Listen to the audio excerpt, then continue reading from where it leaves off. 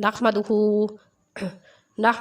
व नुसल्ली अला रसूलिहिल करीम अम्मा बाद फ़अऊज़ु बिल्लाहि मिनश्शैतानिर रजीम बिस्मिल्लाहिर रहमानिर रहीम अल्लाहुम्मा सल्लि अला सय्यिदिना मुहम्मदिन नबिय्यिल उम्मी व अला आलिहि व बारिक वसल्लिम। शुरू अल्लाह के नाम से जो बड़ा मेहरबान और निहायत रहम करने वाला है। बेस्ट कुरानी वज़ाइफ़ की तरफ से हमारे तमाम बहन भाइयों को अस्सलामु अलैकुम वरहमतुल्लाहि वबरकातुहू। उम्मीद करते हैं कि आप सब खैरियत से होंगे। तो आज जो वजीफ़ा मैं आपको बताने लगी हूँ ये हर नामुमकिन काम को मुमकिन बना देगा।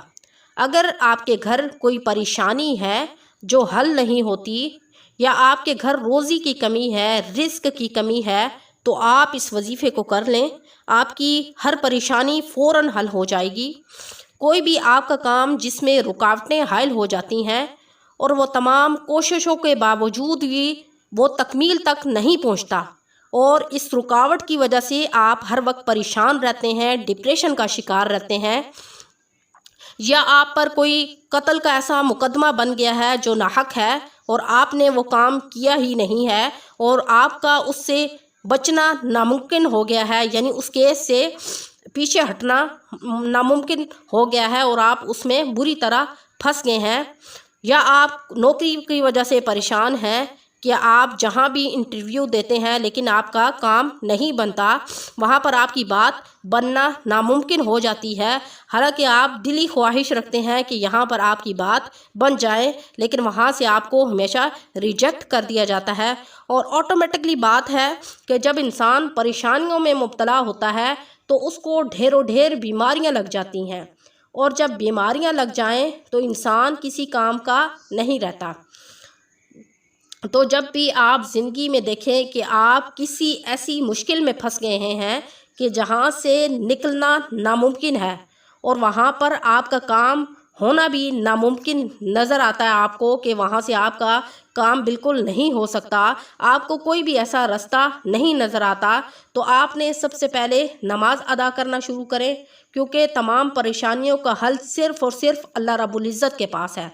तो आपने अपने आमाल को दुरुस्त करना है वज़ाइफ़ और नमाज के ज़रिए, और अपने आमाल यानी हक़ूक़ुल इबाद में बेहतरी लानी है।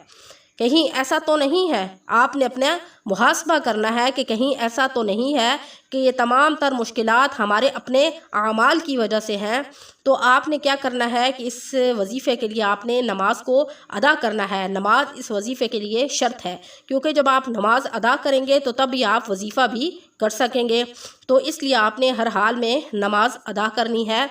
तो आपने वजीफ़ा किस तरह करना है, तो आपने ज़ोहर और इशा की नमाज अदा करने के बाद जब आप नमाज अदा करके फ़ारिग हो जाएं तो वहीं पर बैठ जाएं और एक तस्बीह लें, और दौराने वजीफ़ा आपने किसी किस्म की भी कोई गुफ्तगू नहीं करनी। जैसा कि मैं अपनी हर वीडियो में आपको बताती हूँ कि आपने ये वज़ाइफ़ के लिए एक शर्त होती है कि आप जब भी वजीफ़ा करने बैठें तो मुकम्मल ध्यान और तवज्जो और खलूस के साथ वजीफ़ा करें। वरना बहुत सारे बहन भाई ऐसे हैं जो ये कंप्लेन करते हैं कि हम तो वज़ाइफ़ कर कर के थक गए हैं लेकिन हमारा वजीफ़ा असरानंदाज नहीं होता। तो क्या होता है कि जब आप खलूस दिल के साथ वजीफ़े को नहीं करेंगे या आप दुआ नहीं करेंगे, बस रट्टा लगा कर छोड़ देंगे, तो आपका मसला कभी भी हल नहीं होगा। तो इसलिए आपने हर हाल में खलूस से नीयत के साथ और अपने रब के से रोने वाली हैयत बना के अपने रब से मांगना है। तो आपने ज़ोहर और इशा की नमाज अदा करने के बाद आपने उसी जगह पर बैठकर अव्वल आखिर 11 मरतबा दुरूद इब्राहिमी पढ़ना है, और फिर 1000 मरतबा आपने ज़ोहर और इशा की नमाज के बाद या ज़ुल जलाल वल इकराम पढ़ना है। तो इंशाअल्लाह कुछ ही दिनों के वजीफ़े से आपका हर नामुमकिन काम मुमकिन में बदल जाएगा और आपके हालात बेहतर हो जाएंगे, हालात खुशहाली में बदल जाएंगे, और इंशाअल्लाह इस वजीफ़े की बरकत से आपको बहुत जल्द कामयाबी हासिल होगी। तो वजीफ़ा आपने उस टाइम तक जारी रखना है जब तक आपके तमाम मकासद हल नहीं हो जाते। वजीफ़ा को इतना मुश्किल नहीं है, बहुत ही आसान वजीफ़ा है, और وظیفہ کرنے کے بعد آپ نے ہر حال میں دعا کرنی ہے۔ ایسا نہیں ہے کہ آپ وظیفہ کر کے اٹھ جائیں اور آپ دعا نہ کریں، نہیں، ایسا نہیں کرنا، بلکہ وظیفہ کرنے کے بعد آپ نے ہر حال میں دعا کرنی ہے۔